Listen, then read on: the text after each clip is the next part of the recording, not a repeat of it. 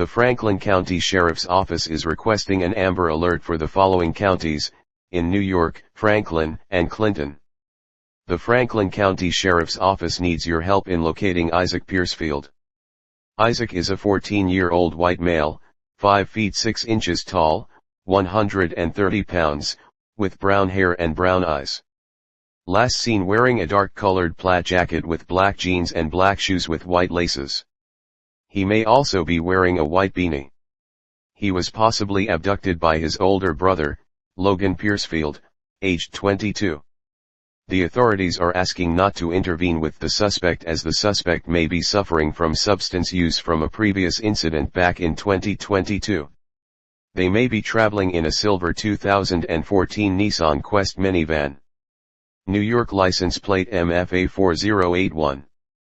Please call 911 if you have any information on whereabouts or if spotted.